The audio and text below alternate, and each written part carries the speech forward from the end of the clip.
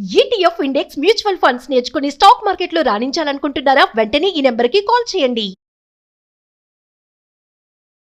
Hi viewers, India's largest digital media network Suman టీవీకి స్వాగతం. ప్రస్తుతం మనతో ఉన్నారండి లైఫ్ కోచ్ రామ్మెట్టు గారు.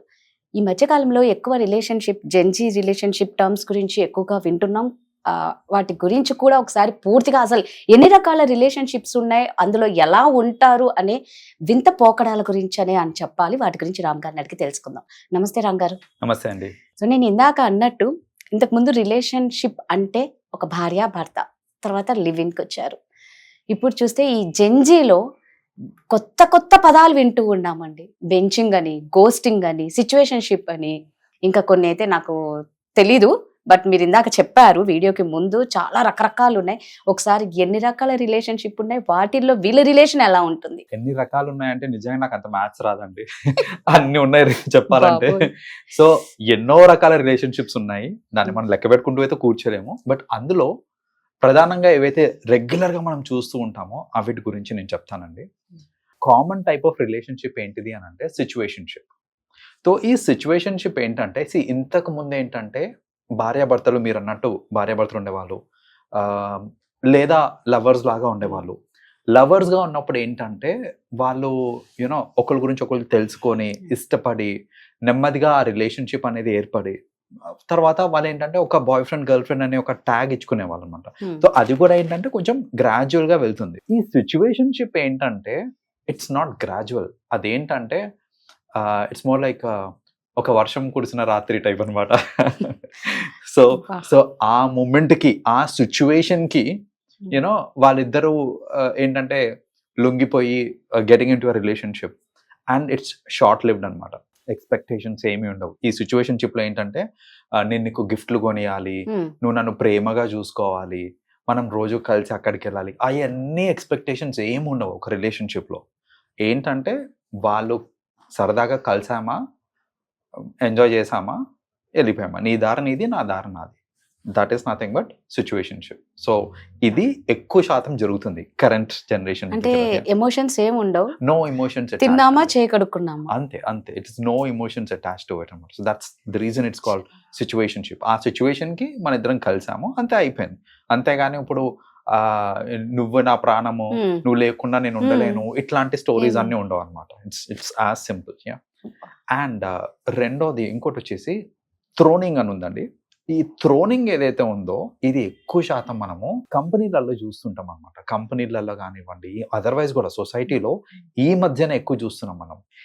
థ్రోనింగ్ అంటే ఏంటంటే ఒక పర్సన్ తోటి నేను రిలేషన్షిప్ పెట్టుకుంటే నా స్టేటస్ పెరుగుతుంది అని అనిపించింది అనుకోండి, కింద మీద పడి వాళ్ళతో ఎట్లో ఒకలాగా రిలేషన్షిప్లోకి వచ్చేస్తారు అనమాట వాళ్ళు. సో ఇప్పుడు ఏంటంటే వాళ్ళ సోషల్ స్టేటస్ ని పెంచుకోవడానికి వీళ్ళని రిలేషన్షిప్ లో I mean they get into relationship అనమాట వాళ్ళతోటి. సో అంతేగాని మా ఇద్దరు కాంపాటబిలిటీ బాగుంది, లేకపోతే ఒకళ్ళంటే ఒకరికి ఇష్టము, ఇవన్నీ కాదు. నాకు పర్సనల్ గా నా స్టేటస్ పెరుగుతుంది, దట్ ఈస్ మై బెనిఫిట్, కాబట్టి నేను అవతల వ్యక్తితో రిలేషన్షిప్ లో ఉంటాను. దిస్ ఇస్ నథింగ్ బట్ థ్రోనింగ్ అనమాట. సో ఈ థ్రోనింగ్ అనేది ఒకటి ఉంది. ఇంకొక మోస్ట్ కామన్ ఇంకొకటి ఉంది, చాలా విచిత్రంగా ఉంటుంది ఇది. దీన్ని బెంచింగ్ అంటారు. సో ఈ బెంచింగ్ కాన్సెప్ట్ ఏంటంటే నేను ఒక మంచి లైఫ్ పార్ట్నర్ కోసం చూస్తున్నా, ఆల్రెడీ ఒకరితో రిలేషన్షిప్ లో ఉండొచ్చు, లేదా I'm waiting for a relationship. In the process నాకు ఒకరు నచ్చారు కానీ నేను వాళ్ళతో డైరెక్ట్గా రిలేషన్లోకి వెళ్ళకుండా వెయిట్ చేయ, నువ్వు లైన్లో ఉండు, నాకు మిగతా ఆప్షన్స్ కూడా నేను ఎక్స్ప్లోర్ చేస్తా, నాకు మిగతా ఆప్షన్స్ ఎక్స్ప్లోర్ చేసేంత వరకు నువ్వు అలా ఉండు, హోల్డ్లో ఉండు, నాకు నచ్చితే నీతో ఉంటా, లేదు అంటే వేరే వాళ్ళతో ఉంటా అని వాళ్ళని హోల్డ్లో పెట్టడం. మోర్ లైక్ ఇంకా సింపుల్ టర్మ్స్ చెప్పాలి అని అంటే ఇది రిజర్వేషన్ అగైన్స్ క్యాన్సిలేషన్ టైప్ అనమాట. మనకి ట్రైన్లో ఉంటుంది చూడండి.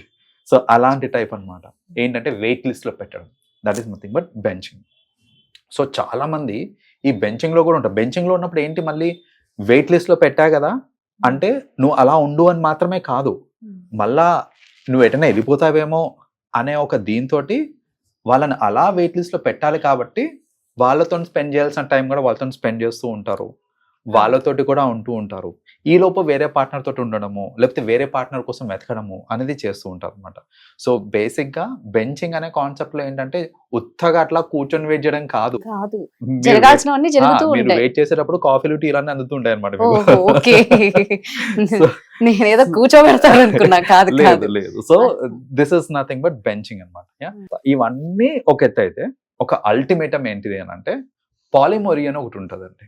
ఈ పాలిమోరీ అనే కాన్సెప్ట్ లో ఏంటంటే అసలు మనుషులకి ఇంత మంచి అండర్స్టాండింగ్ ఉంటుందా, మనుషులు ఇంత కాంపాటబుల్ ఉంటారా అని అనిపిస్తుంది మీకు ఇది చెప్పిన తర్వాత.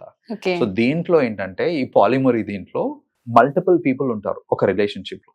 ఇద్దరు కాదు, మల్టిపుల్ పీపుల్. అంటే ఏంటంటే ఒక ఉదాహరణకి ఒక 4 అబ్బాయిలు 4 అమ్మాయిలు వీళ్ళందరూ కలిసి ఒకే రిలేషన్షిప్ లో ఉంటారు. అంటే ఏంటంటే ఈ 4 అబ్బాయిలు ఈ 4 అమ్మాయిలు ఎవరికి నచ్చిన వాళ్ళతోటి వాళ్ళు ఉండొచ్చు.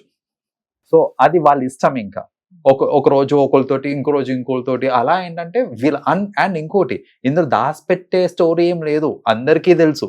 Open book, it's an open book. ఏంటంటే ఈ రోజు నేను నీతోటి ఉన్నా కదా, రేపు ఇంకొకరితో ఉంటా. సో అలా ఏంటంటే ఇంటర్చేంజబుల్ కాన్సెప్ట్ అనమాట ఇది. సో వాళ్ళ పార్ట్నర్స్ ని వాళ్ళు ఇంటర్చేంజ్ చేసుకుంటూ ఉంటారు. సో ఈ పాలిమరీ అనే దాంట్లో ఈ ఇంటర్చేంజబిలిటీ అనేది ఉంటుంది. అండ్ ఈ మల్టిపుల్ పార్ట్నర్స్ ఉన్నప్పుడు దీన్ని ఎవరైనా క్వశ్చన్ చేశారనుకోండి, అట్లా మీరు ఇది చేస్తారు అని క్వశ్చన్ చేస్తే వాళ్ళు ఇచ్చే సమాధానం ఏంటి తెలుసా? మేము ఏమన్నా దాచిపెట్టి చేస్తున్నామా, మేము ఇంకా నిజాయితీగా ఒప్పుకుంటున్నాం. మేము అంటే విత్ ఇన్ ది పార్ట్నర్స్ మేము ఎవరిని చీట్ చేస్తలేము. ఇప్పుడు నార్మల్ గా బయట ఎంతో మంది వాళ్ళ పార్ట్నర్స్ ని చీట్ చేస్తూ ఉంటారు. వాళ్ళకంటే మేము బెటర్ కదా, they are all cheaters, we are not అని అంటారు. సో బేసిక్ గా ఈ పాలిమరీ అనే దాంట్లో వాళ్ళకి ఏంటంటే వాళ్ళకి అదే నోషన్, మేము నిజాయితీగా ఉంటాము, మేము ఇట్స్ అన్ ఓపెన్ బుక్, ఒకరి గురించి ఒకరు దాచిపెట్టుకోవట్లేదు, ఎవరికి నచ్చినట్టు వాళ్ళు లివ్ చేస్తున్నారు, మాకు లేని నొప్పి మీకేంటి, ఇది కాన్సెప్ట్ అనమాట. అక్కడ అర్థం చేసుకోవడం అంటే ఇంత బాగా అర్థం చేసుకోవడం తెలియదండి. మామూలుగా అంటారు ఏదైనా ఒక రిలేషన్షిప్ లో కానీ దేంట్లో అర్థం చేసుకుంటే ఏ ప్రాబ్లం రాదు అని. Classic example.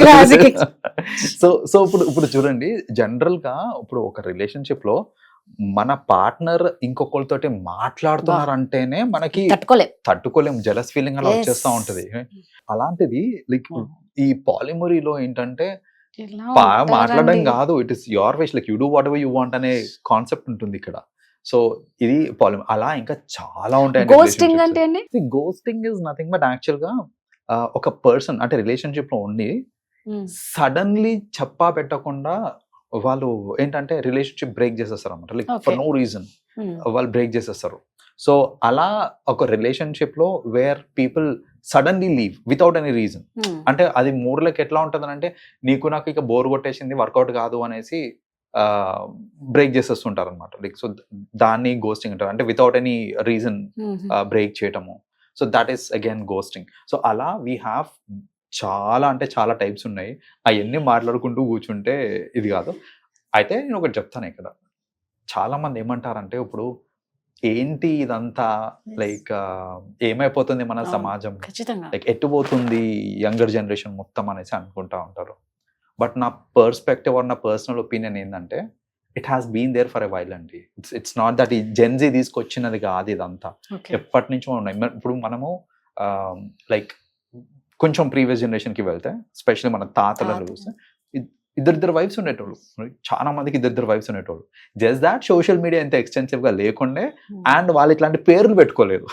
ఇట్లా ఇది ఈ రిలేషన్షిప్ కి పేరు ఇది పేర్లు పెట్టారు, ఇంతకుముందు పేర్లు లేవు. అంతే తప్ప వీళ్ళు ఏదో అంటే కొత్తగా తీసుకొచ్చినవి 1-2 ఉండొచ్చేమో కానీ, బట్ అదర్వైజ్ చూసుకుంటే కనుక it has been there, just that exposure లేకుండే.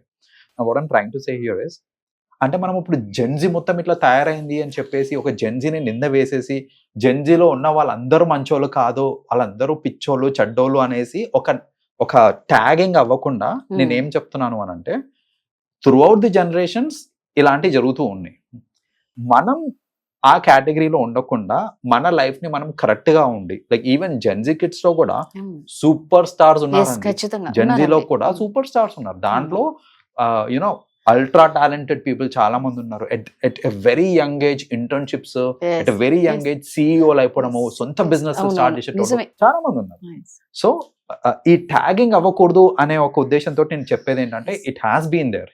సో మనం ఆన్ ది హోల్ జెన్జీ ఇలా తయారైపోయింది అనే దానికంటే కూడా జెన్జీలో ఒక సెగ్మెంట్ ఆఫ్ పీపుల్ ఇలా చేస్తున్నారు అనేది మనము కన్వే చేయడానికి నేను చెప్పింది. సూపర్, మీరు చెప్పింది 100% కరెక్ట్ అండి. ఎందుకంటే చాలా టాలెంటెడ్ పీపుల్ ఉన్నారు, వెరీ స్మార్ట్, పేరెంట్స్ ని బాగా చూసుకునే పీపుల్ కూడా ఇందులో చాలా మంది ఉన్నారు. ఇది మనం ఇది ఒక్కటి పెట్టి పాపం వాళ్ళని నింద వేయనీకి కాదు. అండ్ ఇంకోటి ఏంటంటే జెన్జీ అన్నప్పుడు చాలా మంది ఈ జనరేషన్ వాళ్ళు ఏంటంటే మేము జెన్జీస్ మేము ఏమైనా చేయొచ్చు అనే ఒక థాట్ లో ఉన్నారు కదండి. వాళ్ళందరికీ చెప్పేది ఏంటంటే జెన్జీస్ ఇలా కూడా చేస్తున్నారు అంటే నెగిటివే కాదు, look at the positive side as well. And దానికి ఇన్స్పైర్ అయ్యి దానికి తగ్గట్టుగా వాళ్ళు కూడా నడుచుకుంటే వాళ్ళు కూడా వెరీ సక్సెస్ఫుల్ అవుతారు. Thank you. వెల్కమ్ అండి.